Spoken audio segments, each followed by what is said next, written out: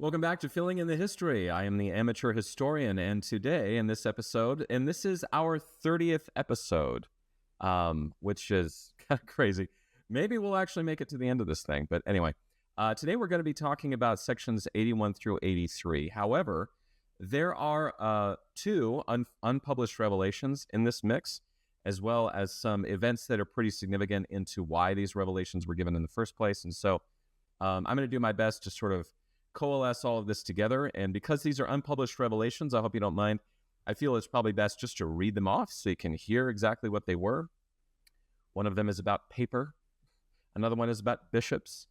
And so very, very interesting day today. So for our first part, we're going to be doing Doctrine and Covenants, section 81 as we have it today, and an unpublished revelation. And so very interesting stuff here. So we're, again, quite out of order. This was in the mix. Section 81 was actually in the mix with our last episode.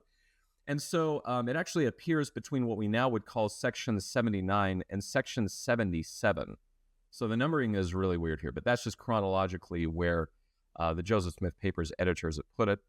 The first copy that we find for section 81 of the Doctrine and Covenants is in Revelation Book 2 with the handwriting of Frederick G. Williams. There are some changes to this, and the biggest change, which is interesting to me, is that we've subbed in Frederick G. Williams instead of Jesse.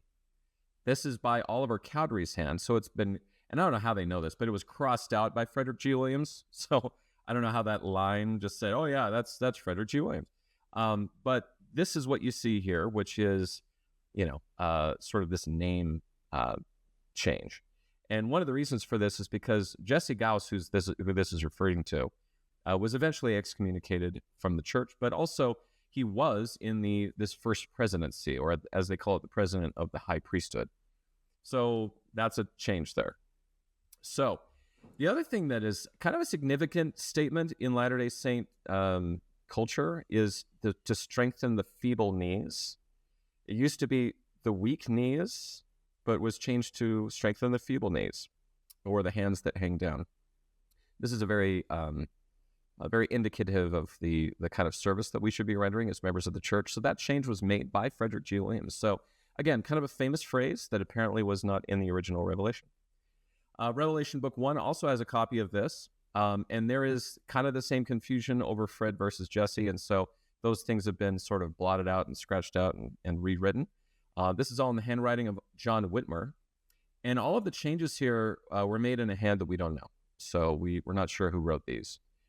The next page actually ends the text for this revelation, and there's quite a bit of space here, because the following page is the explanation of the book of Revelation, so that's section 77. So they definitely knew that was coming, and so basically said, okay, we're going to stop here and put the whole explanation on one page in Revelation Book 1. So kind of to give you a bit of the chronology there and how they knew that chronology was accurate. It is section 79 in the original Doctrine and Covenants, and it does appear in the manuscript history of the church. So some circumstances leading up to this, the introductions that we get from the contemporary papers, Revelation Book 2 simply gives Hiram Portage County, Ohio, March 15, 1832. Revelation Book 1 states, revelation given to Jesse Gauss, Hiram Portage, March 15, 1832. So, a little bit more clear there, but of course, Jesse was sort of stricken out of this, and it was replaced by Frederick G. Williams in both cases, in both Revelation Books 1 and 2. We don't get much from the Doctrine and Covenants, nor in the manuscript history, just kind of date and time, which I've already read off to you. So modern sections headings also show no changes. So besides the removal of the history of the church as a reference, kind of scant on the introduction to these. So from Documents Volume 2, we get from the historical introduction. On 8 March 1832, Joseph Smith appointed Gauss and Sidney Rigdon as counselors of the ministry of the presidency of the high priesthood. Say that 10 times fast. While Rigdon had been associated with Joseph Smith, almost since Rigdon's baptism in November of 1830, Gauss was a relatively new member, baptized sometime in late 1831 or early 1832. This 15 March 1832 revelation instructed Gauss in his duties as counselor. In addition, it acknowledged Joseph Smith as president of the high priesthood and stated that the keys of the kingdom rested with him. And so this is a little bit about who Jesse is. So even though he was pretty close to Joseph, it wasn't quite as early in his sort of conversion as it was for Sidney Rigdon, but they kind of held a similar position, just to kind of give some context here. So further into the historical introduction, at a later point, sometime after the appointment of Williams as a counselor to Joseph Smith in January 1833, Oliver Cowdery replaced Gows's name with Williams in the Revelation Book 2 copy, which is the version featured below. So that's what we're reading. Someone, likely Cowdery, crossed out Gows's name as well. The published versions of this revelation in the 1835 edition of the Doctrine and Covenants, the 1844 edition of the Doctrine and Covenants, and the 15 August 1844 issue of the Times and Seasons all have William's name instead of Gows's. This indicates that Joseph Smith and others regarded this revelation as containing general information about the duties of a counselor, rather than instructions specific to Gauss. And so footnote 7 to this introduction actually says, Williams replaced Gauss, who was excommunicated in December of 1832. So later on in the same year, he's out. Now, one of the reasons why this was interesting to me personally is because almost everything that we've read up to this point, which has been these relatively short passages, these aren't section 76s, this is not the 119 verses, are all directed to somebody specifically to go to do a specific thing at a specific time. And like this is saying, we don't really regard that anymore. Just modern church culture, we will take these scriptures and, as the Book of Mormon says, liken them to ourselves. So a lot of times what we'll do in today's culture, and it seems rude, but we'll kind of ignore the circumstances and say, yeah, I know this was maybe in this case, like, okay, maybe it was for Jesse, but how about we just make this about anybody who becomes one of the first presidency? Or maybe this applies to any counselor in a stake presidency or in a bishopric. That's how modern Latter-day Saints culturally sort of read their scriptures. And so I find this to be a very interesting concept, and sort of maybe budding is this idea of, these revelations don't really have to be only specific to that one person, male or female, whatever it is. So kind of an interesting cultural shift here, which is one of the reasons why, I might add, people felt that they didn't want to publish the revelations because they felt like they were just for them and they weren't really for the general public or even the general church membership. So that was part of the debate, which I think is pretty valid if you think about it.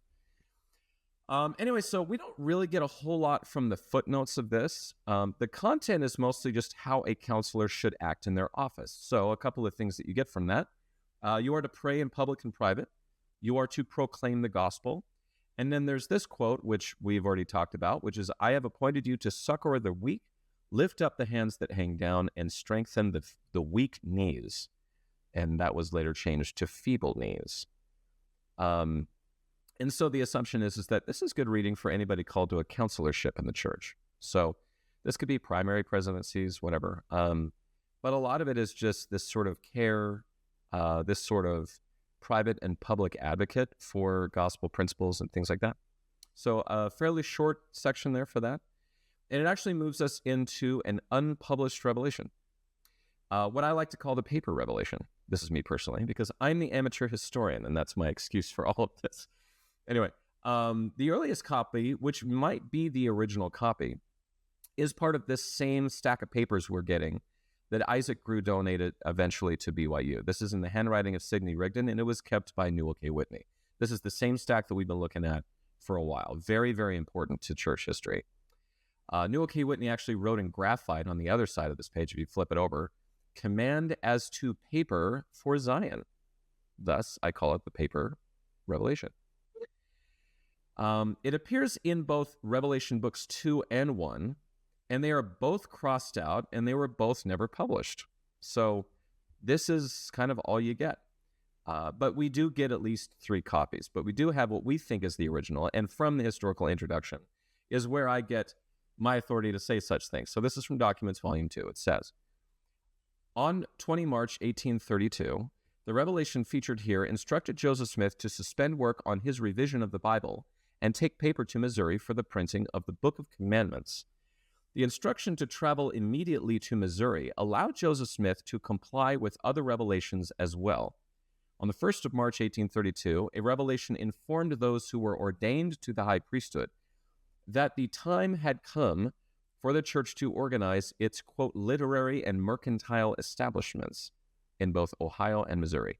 The 1st of March revelation also instructed Joseph Smith, Sidney, Rigdon, and Newel Whitney to, quote, sit in council with the saints who are in Zion to prevent Satan from turning their hearts away from the truth, that they become blinded. Under these circumstances, questions arose of how to provide paper for the revelations and whether going to Missouri superseded completing the revision of the New Testament. The 20th of March revelation answered these questions. Okay? And the answer was, we need paper and we need to go start the publication. And we'll get to that in a moment. So, further into this, it says, it is likely that Rigdon, Joseph Smith's principal scribe, wrote the revelation as Joseph Smith dictated it. He may then have made a copy for Whitney, but the lack of punctuation and the interlinear corrections and clarifications in the copy in Whitney's possession suggest that it could be the original inscription. So this piece of paper might be the original copy, which is kind of fun. So what is it? Well, since it's an unpublished revelation, if you don't mind, I'm just going to read out the full text. Here's what we get. Quote, first, shall we procure the paper required for our brethren in their letter and carry it with us or not? And if we do, what monies shall we use for that purpose? It is expedient, saith the Lord, unto you, that the paper shall be purchased for the printing of the book of the Lord's commandments, and it must needs be that you take it with you. For it is not expedient that my servant Martin Harris should as yet go up unto the land of Zion. Let the purchase be made by the bishop of, or it must needs be, by hire. Let whatsoever is done be done in the name of the Lord. Second, shall we finish the translation of the New Testament before we go to Zion, or wait till we return? It is expedient, saith the Lord, that there be no delays, and thus saith the Lord, for the greatest good and benefit of the church. Wherefore omit the translation for the present. Sounds pretty clear to me. So go get some paper, hire it out if you have to, and pause the New Testament while you get this done in so many words. So one of the footnotes that we get for this says, and did they get the paper and for how much? So footnote 6 for this. In September 1831, Sidney Gilbert and Newel Whitney were told that as agents to the church, they were on the Lord's errand, and whatsoever ye do according to the will of the Lord is the Lord's business. Soon after leaving for Missouri, Joseph Smith and his companions purchased paper in Wheeling, Virginia, which is now West Virginia. The terms by which the paper was acquired and how much was purchased are unknown. The type of printing paper most likely purchased by the group could have cost anywhere from $2.75 to $7 per ream. And considering how much things cost back then, that's quite a significant thing. So to me personally, yes, it would make sense that they would have some sort of a revelation to clarify this. All right, so there you go. There's an unpublished revelation about paper. And so when you look at original copies of the Book of Commandments, or if you look at, depictions of the young woman who saved those, that paper was what this revelation was all about. So I thought that was very interesting. So that is all that we have for this first part. Stick around for part 2. We're going to get into another unpublished revelation and a few revelations that you may know about. So stick around. Okay, we're going to light right into part 2 now, which is another unpublished revelation, a couple of meeting minutes that we have in section 82 of the Doctrine and Covenants. So the introduction that we get, as much as we can get, to what I like to call the unpublished bishop's revelation. We have one copy, and that's it. It is found in the Newel Whitney papers. Again, this is the Isaac Rue donation to BYU. It is in the handwriting of Sidney Rigdon. And Newel Whitney, again, flipped over the page and wrote something in graphite, which says, duty of bishops to Joseph and Sidney, and then M, and duty of bishops, etc., to Joseph and Sidney, March 1832, on the back of the page is in graphite, so, or what we would call pencil. And maybe they never called it pencil, but anyway, that's what I call it. So what is this thing? The historical introduction is kind of lengthy on this, and a lot of it is referring to stories that we already know. So I'm kind of skipping some of that just to hopefully keep the interest here. But the historical introduction that we get for this is, as Joseph Smith continued revising the New Testament in March, he may have had questions about bishops after reading Paul's statements in 1 Timothy chapter 3 about qualifications of bishops. It is also possible that prior to dictating this revelation, Joseph Smith received a January 1832 letter from Oliver Cowdery that included minutes from a Missouri conference held on the 23rd and 4th of January.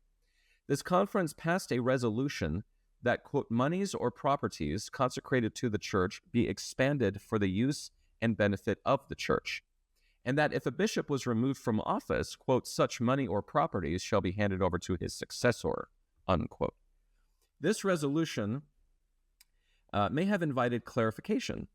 Whatever the reasons, this revelation, which was directed to Joseph Smith and Sidney Rigdon, reiterated the bishop's duties to oversee the consecration of property to the church. But it also emphasized that an 11 October 1831 revelation had declared that, quote, the office of a bishop is not equal to the president of the high priesthood.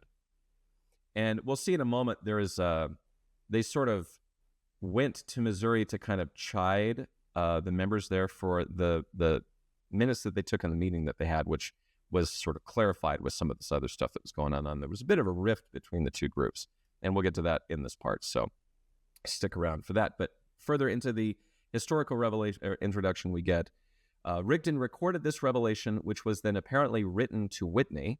Even though the instructions pertain to bishops in general, there is no indication that either Joseph Smith or Rigdon ever discussed this revelation with Partridge or gave him a copy of it, or that it was ever provided to the general church membership. The revelation itself indicates that it was for Joseph Smith's and Rigdon's, quote, own profit and instruction, and not necessarily for the bishop's use, which may be one reason why it was not sent to Partridge. The only known copy of the revelation is the one Whitney owned, which Whitney docketed as, quote, duties of bishops, etc., to Joseph and Sidney, March of 1832. And that's all we get. So it is an unpublished revelation, so here we go. Here's the whole thing. Ready? Verily thus saith the Lord unto you, my servant Sidney Rigdon and Joseph, I reveal unto you for your own profit and instruction concerning the bishops of my church, what is their duty in the church. Behold, it is their duty to stand in the office of their bishopric, and to fulfill and fill the judgment seat which I have appointed unto them, to administer the benefits of the church, or the overplus of all who are in their stewardships, according to the commandments as they are severally appointed. And the property, or that which they receive of the church, is not their own, but belongeth to the church. Wherefore it is the property of the Lord, and it is for the poor of the church, to be administered according to the law.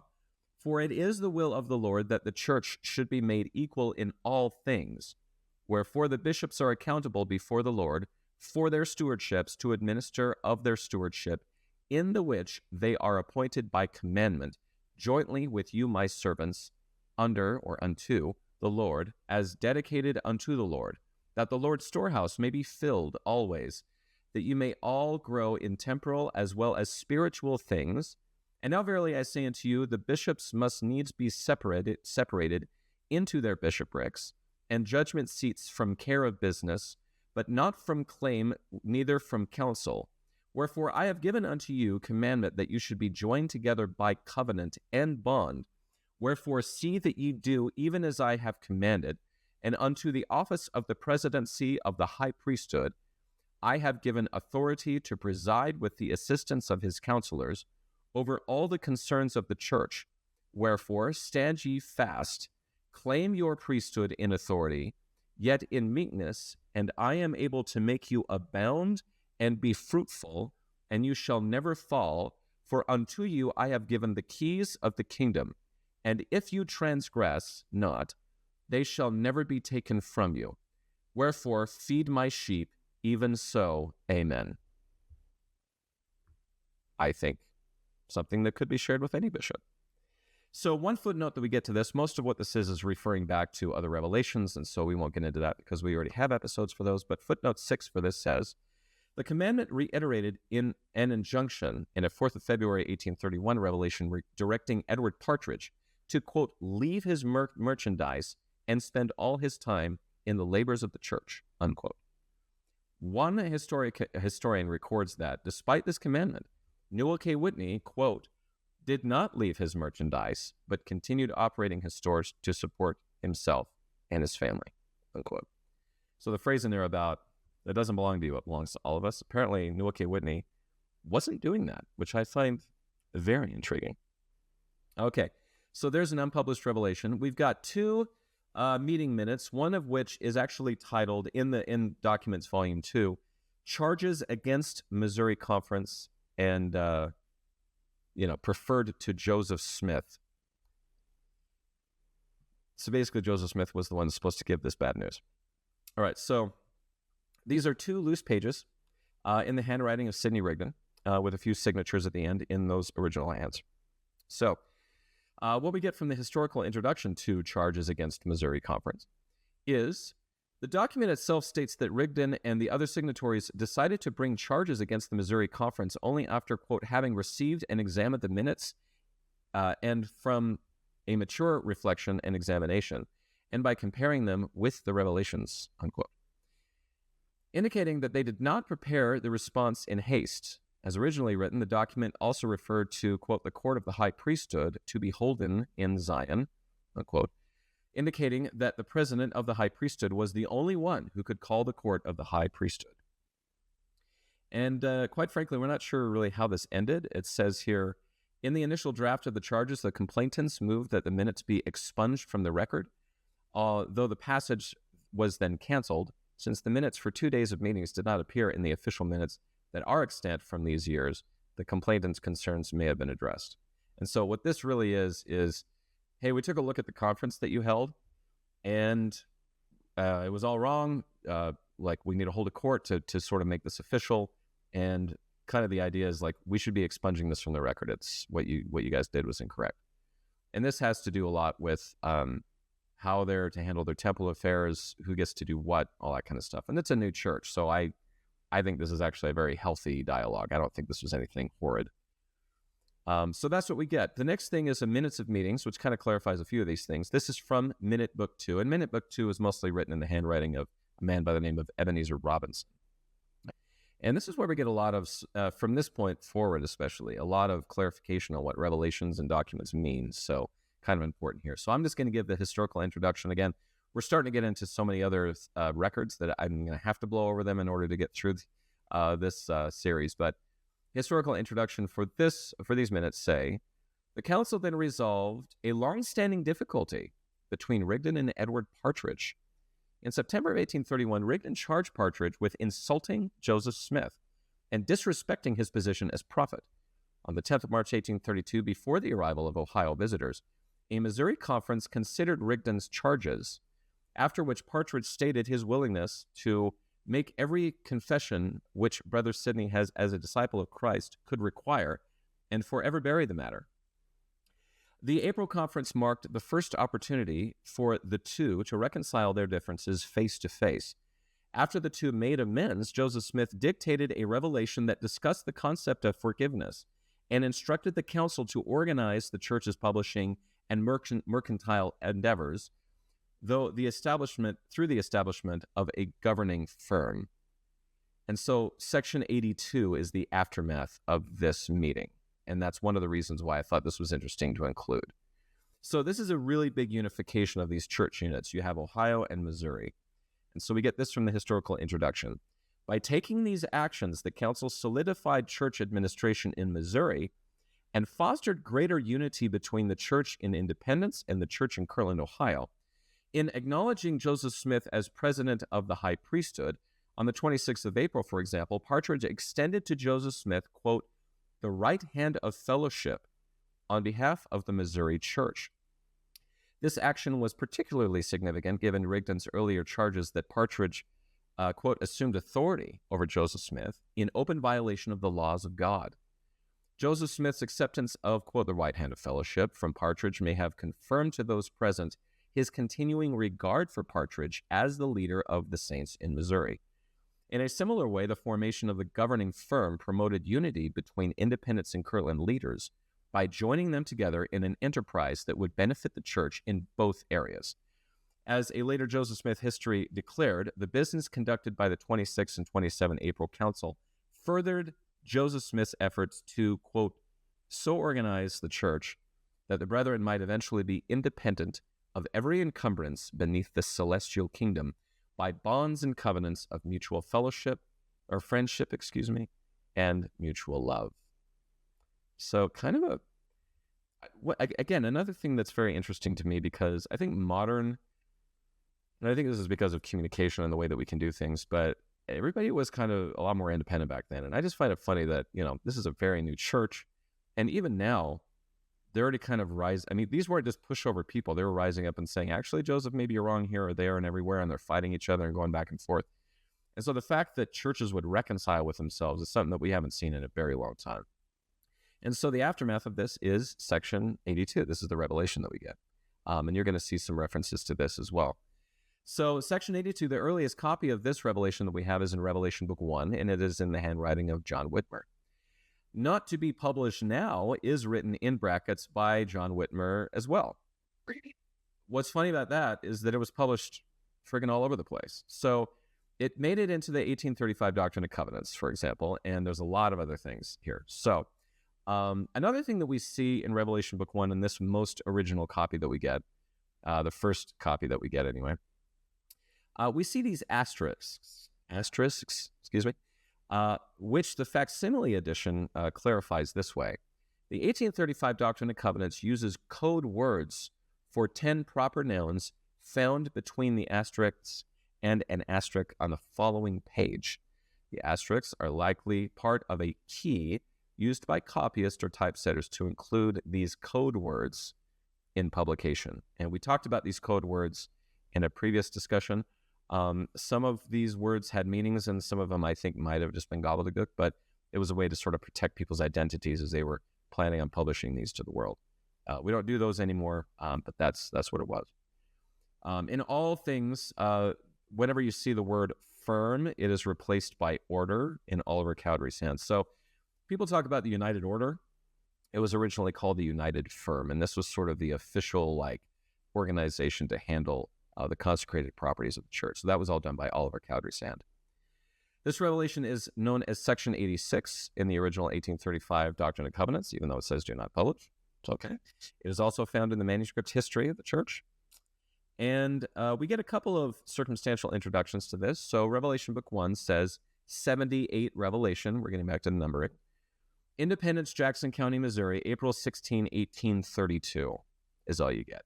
Doctrine and Covenants gives us revelation given April 1832, showing the order given to Enoch and the church in his day, which is not a code word. This is actually kind of going back to how did the city of Enoch function, which is a little confusing because Gazalim or Enoch are also the code words for Joseph Smith in these revelations. Anyway, we're talking about actual Enoch from the Old Testament. Manuscript history reiterates the conference meeting minutes that we've just read. So it says, on the 26th of April, I called a general council of the church and was acknowledged as the president of the high priesthood, according to a previous ordination at a conference of high priests, elders, and members held at Amherst, Ohio on the 25th of January, 1832.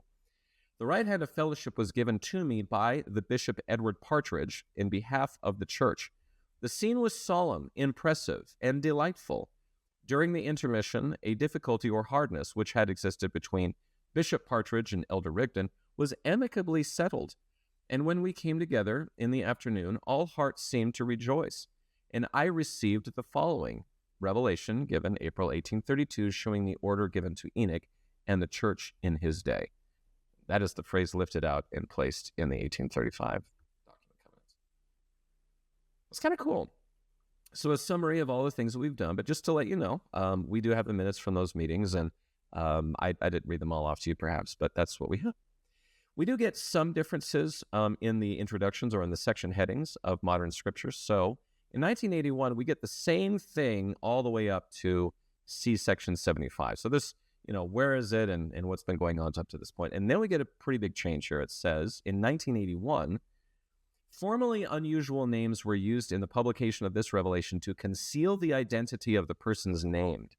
See heading to section 78. These unusual names have now been dropped, except in cases where the identification is not known. So see verse 11. So what is verse 11 from the Doctrine and Covenants? It says, therefore, verily I say unto you, that it is expedient for my servants Edward Partridge, Newel K. Whitney, a Sidney Gilbert, and Sidney Rigdon, and my servant Joseph Smith, and John Whitmer, and Oliver Cowdery, and W.W. Phelps, and Martin Harris, to be bound together by a bond and covenant that cannot be broken by transgression, except judgment shall immediately follow in your several stewardships. So kind of the heavy hitters at the time. And we're talking about publication, and this was sort of the collection of guys that were going to do the publication of Revelations. So that's what you get, not only in the 1981 version of the section heading, but also the verse that it's referring to. So I just wanted to show that off. 2013 is very interesting. It gives this difference at the end. So very much the same until the very end. It says this. This revelation reiterates instructions given in an earlier revelation, which is section 78, to establish a firm known as the United Firm. Under Joseph Smith's direction, the term order later replaced firm, to govern the church's mercantile and publishing endeavors. And that's it. And by the way, verse 11 for this version is exactly the same. So what we're doing here is just dropping entirely the history that there used to be code names used. We're just dropping it out. So it's no longer even mentioned in the 2013 edition. But because I'm having a little fun here, and I'm the amateur historian, the original Doctrine and Covenants gives this in verse 4, which would have been the same as verse 11. So this, I just read off a ton of names to you, right? So here's what it read like in the original Doctrine and Covenants, which I think is kind of fun. It says, therefore, verily I say unto you, that it is expedient for my servant Alam and Ashtha, Mahalil, Pelagoram, and my servant Gazalim, and Hora, and Olaiha, and Shalmaneser, and Memeson be bound together, etc., etc., etc. Now, Revelation Book 1 just gives the first names. So in that case, it would have been, hey, Edward, Newel, Sidney, Joseph, John. Anyway, I just think that's really interesting. So rather than list those things off to you, if you read the original Doctrine and Covenants, you would have had all these interesting names instead, these code words. So that's a little about the paper's introduction. I thought that was kind of fun. Documents Volume 2, the historical introduction to this we get. This revelation was dictated in the second half of the first day of a council of high priests and elders held 26th and 27th of April, 1832 in Independence, Jackson County, Missouri. Its contents reflected some of the business transacted by that council, including the resolution of a disagreement between Sidney Rigdon and Edward Partridge. The first part of the revelation acknowledged Rigdon and Partridge's reconciliation, forgave them for the offenses of their earlier conflicts, and required the recipients of the revelation to forgive each other and obey God's commandments. The second part of the revelation reiterated the need to organize a governing firm for the church's business and publishing interests, and named the individuals who were to participate in this organization. And further to this, it says they included 5 men living in Missouri. So this is Partridge, Sidney Gilbert, Oliver Cowdery, John Whitmer, and William W. Phelps. And the 4 living in Ohio. So we got 2 of them. And that was Joseph Smith, Sidney Rigdon, Newel K. Whitney, and Martin Harris. The revelation indicated that each of these individuals had a stewardship over some aspect of church business, and that uniting them in the firm would allow them to draw on each other's resources and manage these endeavors, thereby producing more talents or surplus for the church's storehouses. So basically, it was saying, I need you both in both places. You're going to be united under the firm, and you're going to use each other. You're going to help each other out. So further to this, in the historical introduction, church leaders apparently believed that publication of plans for their commercial and real estate ventures could be detrimental to their larger goals. The 26th April revelation was not published in the Book of Commandments, but it was published in the 1835 edition of the Doctrine and Covenants with pseudonyms for the names of the elders in the revelation and for the name of the church's governing business firm, which by 1835 had been discontinued. So by the time they published it, the firm was gone. So, and I've already read off to you the code names, the pseudonyms that they gave.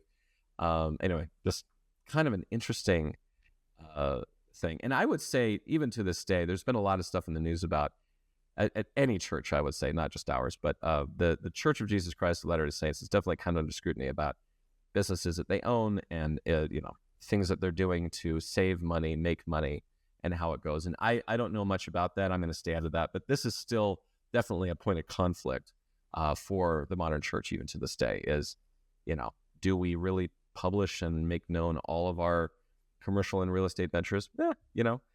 Is there privacy there? Do they have to report it? I don't know. But anyway, that's still one of those concerns even to this day. Footnote 3 to the historical introduction says this: although Jesse Gauss was a counselor to Joseph Smith and accompanied him on this trip, there is no evidence that he was made a member of the firm. This may have been because, unlike the 9 listed here, Gauss did not already have a role in the management of the church's publishing and mercantile endeavors, because he was a recent convert. So obviously Martin Harris and some of these others had been involved in this for a while, and Martin Harris had a major interest in selling Books of Mormon in order to make his money back. And so some of these people, Oliver Cowdery and so forth, were already involved, and Jesse was not. I'd also see a safety there in that, not everybody that's involved in church leadership should be involved in this as well. So, maybe there was that. But we'll see. Anyway, by the end of the year, Jesse was excommunicated. So that's that. So some content and footnotes from this. So the section with all the names in it, as we've already said, Newel and Sidney, or if you want to do the code words instead, the footnote for that little section says, all of the men named had already acted as stewards in some capacity. A November 1831 revelation designated Joseph Smith and Rigdon, Cowdery, Whitmer, Harrison, Phelps as stewards over the revelations and commandments. A Partridge and Whitney were bishops, and Gilbert was an agent to the church and keeper of the Lord's storehouse in Missouri. Bishopric, in this instance, likely refers to, quote, the district over which the jurisdiction of a bishop extends, unquote. This passage may mean, then, that Partridge's and Whitney's stewardships in the firm included their responsibilities as bishops in their respective jurisdictions. Now, I think that's still how that word is used today. I know if you're in a bishopric, you're either a bishop or counselors, or maybe you're an executive secretary. But your bishopric, I believe, and I think that's the scriptural term for it, is also maybe your ward boundaries in today's terms. So, further into the text we get, therefore I give unto you this commandment, that ye bind yourselves by this covenant, and it shall be done according to the laws of the land. Behold, here is wisdom also in me, for your good, and you are to be equal, or in other words, you are to have equal claims on the properties for the benefits of managing the concerns of your stewardship. Footnote 7 to this is actually from Mormonism Unveiled, which is an anti-Mormon literature. This reiterated a commandment given in a 12 November 1831 revelation. The assets of the firm and its organization were likely not extensive. Whitney and Gilbert both had stores, and Phelps had his printing operation in Independence. Partridge, meanwhile, had bought around 1,200 acres of land to be used as, quote, inheritances for the saints. Eber D. Howe, editor of the Painesville Telegraph, there they are again, and a persistent critic of Joseph Smith, later observed that by the end of 1831, the church had, quote, a capital stock of $10,000 or $15,000, unquote. However, Howe probably did not have access to such information, and the lack of precision cast doubt on the accuracy of Howe's estimate. So take that, Howe. But anyway, yeah, so that is, this firm really never really ballooned into something massively significant, and was eventually disbanded right around the time the original Doctrine and Covenants was formed, or was published, excuse me. Again, further into the revelation we get, the soul that sins against the covenant and hardeneth his heart against it shall be dealt with according to the laws of my church, and shall be delivered over to the buffetings of Satan until the day of redemption. So footnote 13 on this says, the March 1832 revelation directing the organization of the church's publishing and mercantile endeavors similarly stated that these entities were to be organized, quote, by an everlasting covenant which cannot be broken, and he who breaketh it shall lose his office and standing in the church, and shall be delivered over unto the buffetings of Satan," unquote. And I would say that in a lot of the church courts that you get later in church history, and we may get to some of this in the Joseph Smith papers, whenever somebody is either kind of disfellowshipped or excommunicated in today's terms, they would say, in those days, "We are delivering you over to the buffetings of Satan." And the idea is that, you've sort of made your bed, you're going to live with it, you're going to have all your consequences. And they were a little bit more supernatural about it, kind of meaning like, you no longer have the protection of the Holy Ghost or the priesthood or whatever, and so you're going to be delivered over. And in some cases, when people returned, they would very much make that a statement of like, I paid for this, I felt awful, things didn't work out for me, and so I've come back, and please forgive me, and all that kind of stuff. So that's what those statements mean, buffetings of Satan. The aftermath of this revelation is that it was actually published in 1835, and the Book of Book of Commandments went underway to publication before the press was attacked, of course. But we did get a few of those actually done. And as we probably said before, we get through to most of the very early revelations until one is cut off in the midst. So a few gatherings were done before the press was attacked and destroyed. And that's all we have for the second part. So in our final, we have a meeting about publishing some of these revelations, as well as section 83, as we call it today. Very interesting section there. So stick around, and we'll keep on going. All right, coming up in here to our final part, we have a meeting about some publishing revelations stuff, as well as Doctrine and Covenants, section 83, as we have it today. So this meeting that we're talking about is part of Minute Book 2. Again, that's the handwriting of Ebenezer Robinson. Takes place at the end of April, so April 1832. This is the 30th of April. The entire text of it is pretty short, so I'll just read it off to you. It says, "Minutes of a council of the literary firm, Zion, April 30, 1832. And that means Independence, Missouri. That's where we are right now. Who was present? Joseph Smith, Jr., President. Oliver Cowdery, Sidney Rigdon, William W. Phelps, John Whitmer, Jesse Gauss, one of the President's counselors. Ordered by the council that 3,000 copies of the Book of Commandments be printed in the first edition." That's it. We're going to do 3,000 copies. Now, footnote 3 to these minutes says, in a January 1832 letter to Joseph Smith, Cowdery reported that the plan to print 10,000 copies would require twice, quote, "the amount of the first mentioned reams." This calculation probably factored into the firm's new plan for a reduced print run of the first edition, while allowing for the prospect of one or more subsequent editions. So the overall goal was 10,000 full copies. They got to 3,000. And they didn't get quite to that much because the press was attacked. But the idea was that over time, they were going to produce a ton of these things. And if you recall, they published about 5,000 copies of the original Book of Mormon. So, they're sort of expanding themselves. And obviously there were other printing editions of the Book of Mormon as well after this, but this is what they did.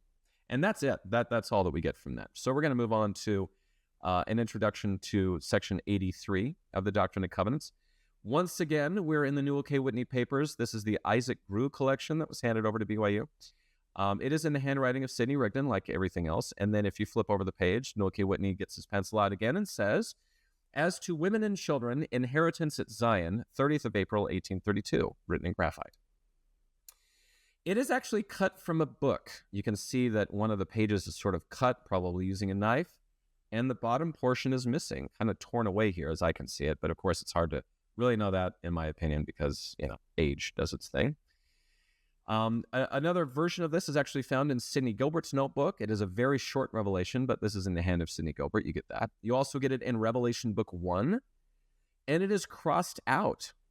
The word "those" is added by William W. Phelps, but there is a big old large X through this section.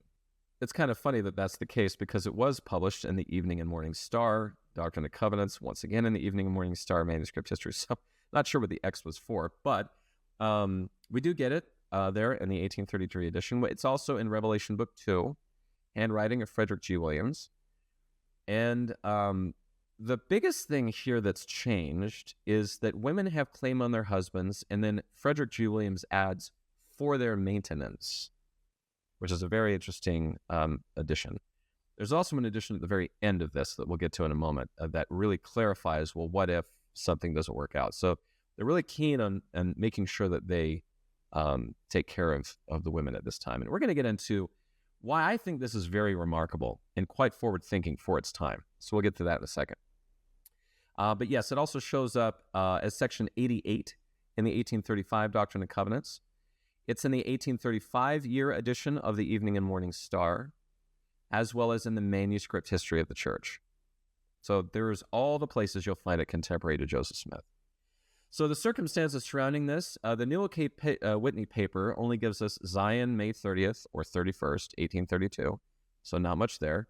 Sidney Gilbert's notebook just dates it. Revelation Book 1 only really says 80, given that numbering. A revelation received in Zion, April 30, 1832. Not much else in Revelation Book 2.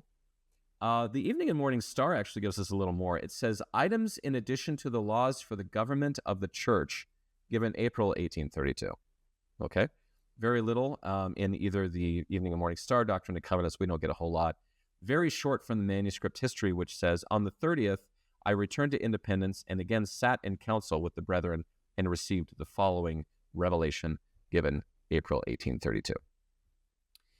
So according to a later Joseph Smith history, and this is from the historical introduction, so we're in Documents Volume 2.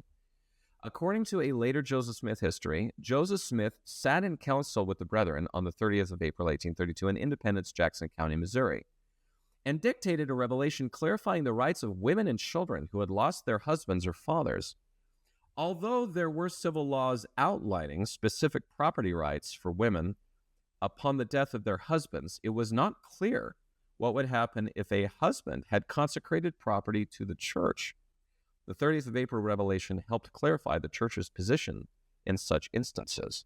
So now you're getting into a couple of things where legally the church starts to depart, and Joseph Smith starts to depart from widely held legal beliefs at the time in the United States. So we get further into this from the historical introduction. According to Missouri statutes, a woman had no claim on her personal property when she married, giving up that right to her husband. If her husband died, a woman had a dower right or a right to a third part of her husband's real estate. She was also, quote, entitled absolutely to a share, unquote, in her husband's other personal estate. That was, quote, equal to the share of a child of such deceased husband after the payment of debts. The doctrine of consecration was established in the laws of the Church of Christ, and subsequent revelations did not address what claims a widow had on property her husband had consecrated to the church, or what would happen to children who lost their fathers. So to put this in other words, if your husband died back then, you had to pay all these debts first, and then you got a third of it, and maybe a share of their personal estate and other things. So women were definitely harmed by this, as well as their children, which is interesting. I mean, if your child's a young man, like, you're kind of hurting men as well. So the law is a little strange, at least in our terms today. So then there's an impetus for this question, which I find very interesting. From the historical introduction, once again, says, Joseph Smith apparently became concerned about such questions while in Missouri in April of 1832. Perhaps one reason was his short trip from the 20th and 29th April to visit the saints from Colesville, New York, who had settled about 12 miles west of Independence in Caw Township, Missouri. Joseph Smith had good friends in the settlement, including the Knight family. Remember Joseph Knight? He later reported that he, quote, received a welcome only known by brethren and sisters united as one in the same faith, unquote. Among those living in Caw Township were at least two widows, Phoebe Crosby Peck, who had 4 children, and Anna Slade Rogers, who had a daughter. These women's husbands died in 1829 before the revelation on the, quote, laws of the Church of Christ was dictated. But Joseph Smith's association with them may have prompted him to wonder about a widow's claim to consecrated property, which may in turn have led to this 1830 April revelation, this 30th of April revelation. So the content and footnotes of this, well, it's a very short one, so I'll just give it to you. The revelation reads this. Verily, thus saith the Lord, in addition to the laws of the church concerning women and children who belong to the church, who have lost their husbands or fathers, a woman or women have claim on their husbands until they are taken, and if they are not found transgressors, they remain upon their inheritances. All children have claim upon their parents until they are of age, and after that they have claim upon the church, or in other words, the Lord's storehouse, for inheritances. Now that's the original copy. So if you remember, Frederick G. Williams later added, they have claim on their husbands for their maintenance until they are taken, is what it says. So a big clarification there. What kind of, no ambiguity about what husbands are supposed to be doing. It's very generous to women and children. So footnote 3 to this. What does this mean? Okay.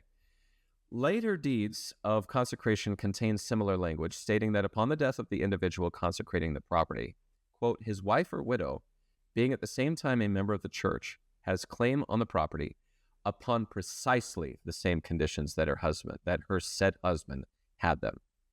Deeds also stated that orphans had claim on their parents' inheritance, quote, for their support until they shall become of age. Under Missouri law, children came of age when they were 21, which I find very interesting. I'm not sure what coming of age is in today's terms. I want to say it's 18. Like, that's when we're legal adults in the United States. So a very interesting one. Now, just to reiterate that again, the wife gets all of it, not a third of it, right? And the idea that the consecrated property might also be nice because maybe there are no debts to settle. So once again, the law of consecration actually is returning quite a large amount of wealth back to these people that they didn't have before, which I find very interesting because, the idea that you're going to give your property over to the church would mean that it's not yours anymore, it's the church's. But what they do is when they divide back to them what they need, a lot of them got more back than what they had originally. And then if something were to happen to them, they're not under Missouri law in this case because the church owns it. And the church gets to dictate what it does, and the widows get all of it, and so do their children until they're 21. So this is a really generous offering. I thought was very, very interesting and very forward-thinking in terms of women's rights back then and the rights of children. So footnote 4 as well to this revelation says, although the revelation begins with a statement about children who had lost their fathers, the remainder of the revelation does not explain how the church would help such children. Perhaps for this reason, the version of this revelation that Frederick G. Williams recorded in Revelation Book 2, sometime in 1834, as well as the published version in the 1835 edition of the Doctrine and Covenants, replaced for inheritances with, so this is what we get now, if their parents have not wherewith to give them inheritances, and the storehouse shall be kept by the consecrations of the church, that widows and orphans shall be provided for, as also the poor. And our current scriptures say the same thing. This was not printed in the original Evening and Morning Star, but everything since then makes it very clear that these storehouses are there for widows and children. The church definitely enfolds everyone. So this is a pretty significant thing as far as, again, the rights of women and children. How do we deal with the poor? Maybe your husband didn't have consecrated properties. How do we deal with you as well? Very interesting, and I think a very touching revelation, and something that I would submit today is something that we do. We do have tithing in the church, which is sort of a general church fund, and I know they use that for humanitarian efforts and helping the poor and building buildings and all sorts of stuff like that. They have their investment properties and all those kinds of things that also generate cash flows for the church. But then we have this thing called fast offerings, and if you're not familiar with that, every once a month we fast and we give what we would consider the cost of our food or whatever we might have used to the church, and that is more of a local fund, and that's definitely set aside for people who are in distress and need. So it's food, it's money, it's maybe you need help paying bills. That's definitely still something today, and I would submit that a lot of the dictation of that and a lot of the way that we do things today harkens back to this section. And the fact that the church was very forward-thinking about giving these widows and orphans as much as they could to get them on their feet. Because, in my opinion, and one of the reasons why I think the church puts so much into education is because the church does better when its members are strong and independent. Way better. And definitely back then and definitely today. So some very interesting things, maybe a little unexpected, but a couple of unpublished revelations, a couple of minutes of meanings. Hopefully that wasn't boring or anything. I think a lot of this stuff is very interesting. Our next episode is going to be very doctrinal. This is going to be section 84, which is another very long, sort of section 72-esque revelation, although it is not a vision. It is not quite as significant, but we're just going to be going after that one and maybe a few other unpublished things as well. So hopefully you're having a good time with this, and we'll see you next week. This is the Amateur Historian saying, take care of your own. They're worth taking care of. Have a good week.